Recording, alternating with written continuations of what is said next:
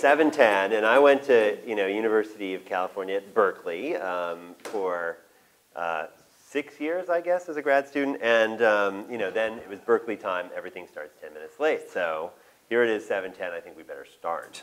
My name is John Zarobell, and I am just this guy who wandered in. I'm on the board here at Meridian, and I'm very excited to be the curator of the project with Praj. I'm now going to say your name properly. Prajakti Jayavant, Very nice. who is the star of the show. The project Fold Color Limb will be closing on Saturday, so you can tell your friends this is their last chance. They better run in.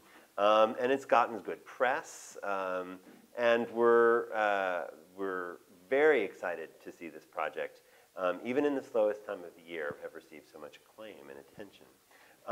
But my role here, besides being on the board, tell you a little bit about myself. I was a curator at SF MoMA for 4 years. I was a curator at the Philadelphia Museum of Art for 6 before that. And now I've escaped the museum world, and I'm teaching at the University of San Francisco.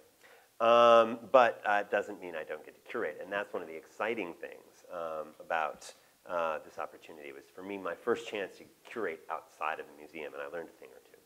Yep. I'm joined here by the artist, thank goodness, and Stephen Goldstine. I'll tell you a little about Praj first. Praj is, you probably all know all this stuff, but anyway. She is an MFA from the California College of Arts. And she, before that, got a BFA at Ohio State. She's shown at the Drawing Center in New York, a group show here, and other galleries that will not be mentioned. She has a fantastic body of work on the first and second floor of this building. And we discussed at first whether we would do just the first floor or whether we would need more space. And I'd seen her work, and I thought that it needs a kind of intimate encounter. And so the second floor would work well for a number of pieces. But we wanted to have the big bang that you have downstairs. So we decided to go for both. And it worked out great. I'm very happy with the way it turned out. We're joined tonight by Stephen Goldstine, who met Praj when he was a graduate director at CCA. But he's been in town a lot longer than that, has held a lot of positions, including director of the Art Institute, which is something like a lobbyist working both sides of the aisle in Washington. I think the sort of art world equivalent in San Francisco of working at both SFAI and CCA. Stephen's done many projects over the course of his career, including, publication projects with such co-authors as Philippe de Montebello and Harry Parker.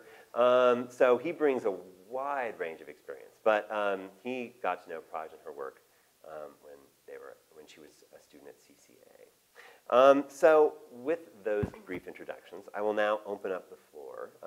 We're going to start. I'll tell you what we're going to do. First, I'm going to sort of throw out some questions, get a good conversation going between us, and then after I've exhausted my short list, we'll turn it over to you so that anyone in the audience who's now seen the show will have a chance to ask questions about, here you are, here's the artist, we've delivered her to you. What's your real question about that work? You can ask whatever you want. She doesn't have to answer it, but that's okay. All right, so without further ado, my first question is the age-old, what artists are you interested in? Now, your work is, fantastically beautiful, and yet completely direct, very straightforward. It makes me think of certain artists, but I'm not going to talk about those because I want to know, what artists you were looking at when you were in grad school, and what artists are you interested in? Which artists are you interested in now? Well, let's see. I pretty much had sort of the same box of artists that I've always liked from undergrad on. And that would be, Philip Guston, who's one of the greatest painters to me, and Eva Hesse, Agnes Martin, Robert Ryman, Lucio Fontana.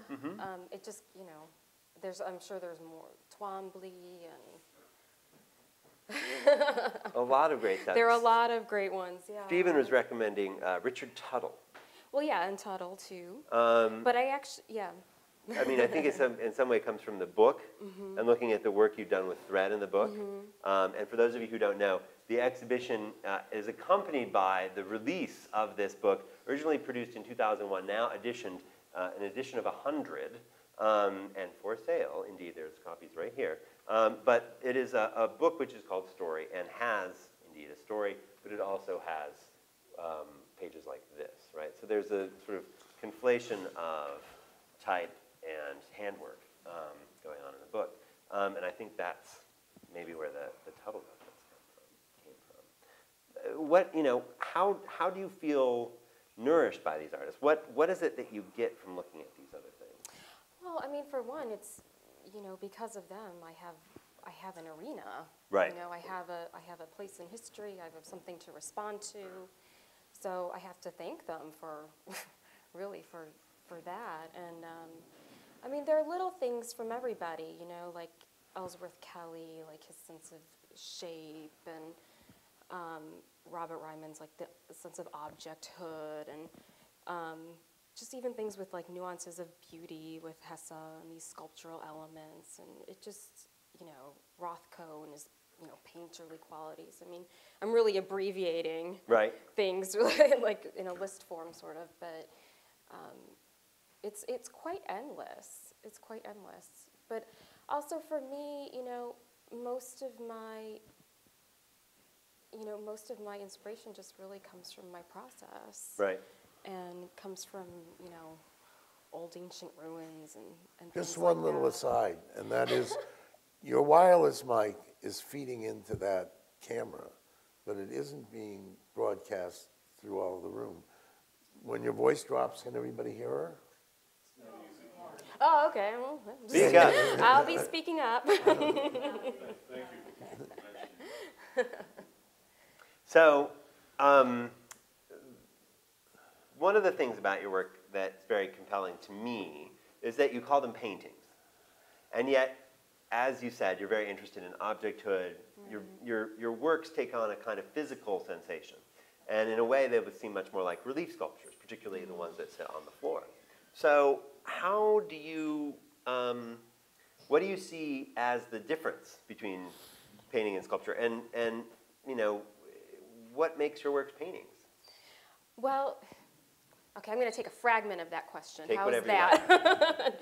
Because it's a big one. I mean, for me, what I'm interested in is that formal place of the second and third dimension. So, I work in these really generic ways in that sense. So I'm always like, okay, I've always identified with being a painter.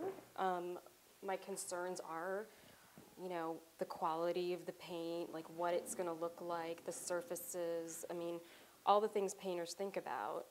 But at the same time, they have this other form. So I sort of like that line. I like being on that line of like, what constitutes the second dimension and the third dimension? What can sort of just walk that line of like being possibly a sculptural element and not a sculptural element, and still retain being an object. Sorry, I thought I was mic'd up. There's more people in the back now. They're even further away. We have to speak up. But that the interest of 2 and 3 dimensions. I mean, it seems to me like, particularly after abstract expressionism, painting has taken on the third dimension in a way.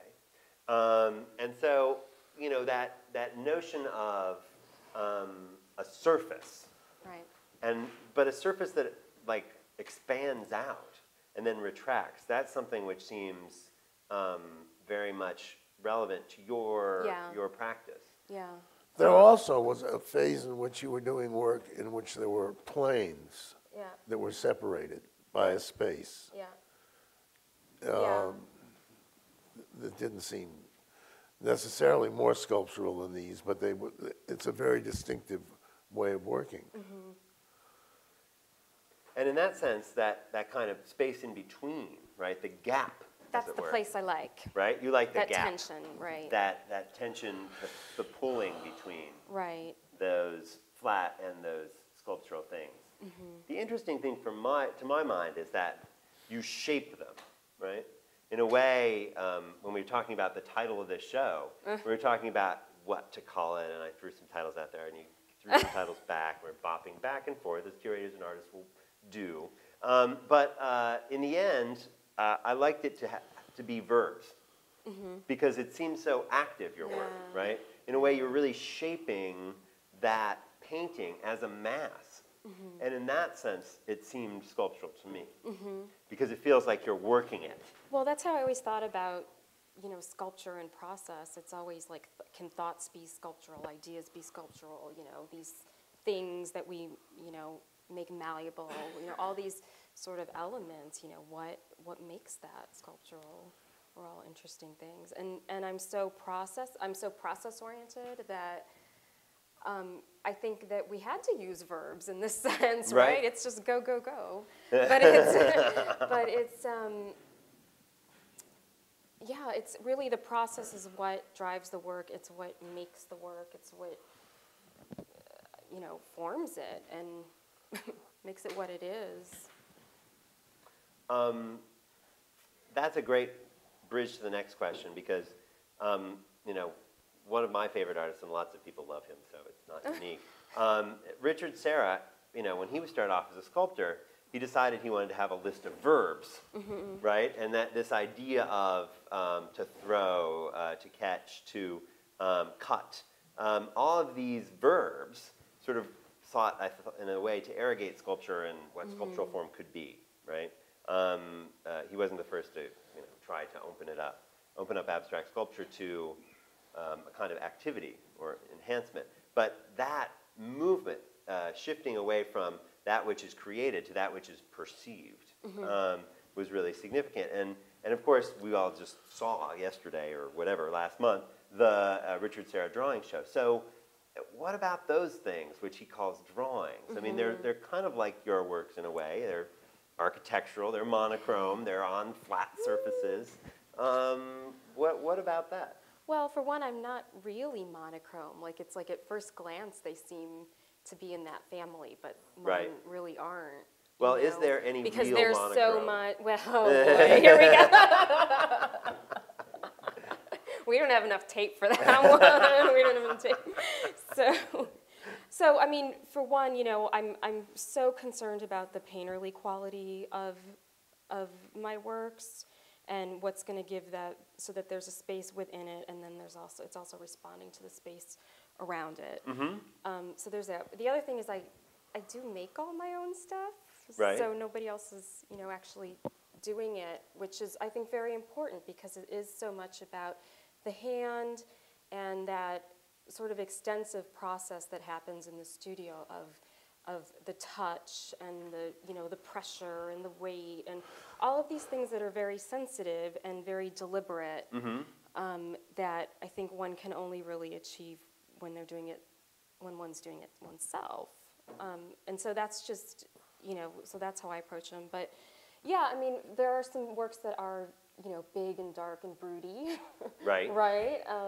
And so I can see why they would sort of, you know, have a reference to his drawings. And I mean, what I think is spectacular about his drawings is that, in fact, they are in that categorization, you know, of being a drawing. It really opened up a whole new world for me, too. But, you know, mine are, for one, they're not as massive. Yeah. You know, I like to keep things really intimate, even if I'm scaling up, so that they still have a proportion to my body. There's still something you can encounter as a non-Hulk-sized human being, and just, you know, have. There was a time when everything you made was no bigger than your face. That's right. That's right. Well, I mean, it's very interesting. First of all, I love the idea of the handmade, right? And that's something that's really key. But I think, you know, in a sense, what you said about Serra, he's like redoing what we think of as drawing. And in a way, I think that's what you're doing with painting. You know, not on the level of, you know, figurative signification, right? It's not about what you see in the picture that changes what the painting means. It's about the way in which you change the form of the painting in order to instigate a new effect. And you know, there's more I mean, I'm really dealing with subtlety, more of a subtlety and a nuance, and not a different sort of heaviness. But Not even when the not handmaid comes from Thor, as in the case of Sarah, has its own kind of subtlety. But that lexicon that he talked about came from 3.5 years of intense study of poetics that preceded his decision to start making works of art. And I don't think you're trying to connect up in the same way, those a priori presuppositions with what you're doing. In fact, it's not always entirely clear how what you did now relates to these other forms, where once you had separated planes and surfaces, there was a kind of kinetic element, even if things weren't moving around, which there isn't in the present. Right. I mean, these are more Parmenidean, if you will. Okay, that's fantastic. So I think it's fair to characterize your work as abstractions. I'll take that. I'll take that. But they're so physical, right? Yeah. They're so immediate and so direct. So what about that? Do you have the same sense of immediacy with the works? All right, so I'll bring it back to process, right? Do you have a sense of immediacy with your works while you're making them? And is it the same sense that you have when they're made?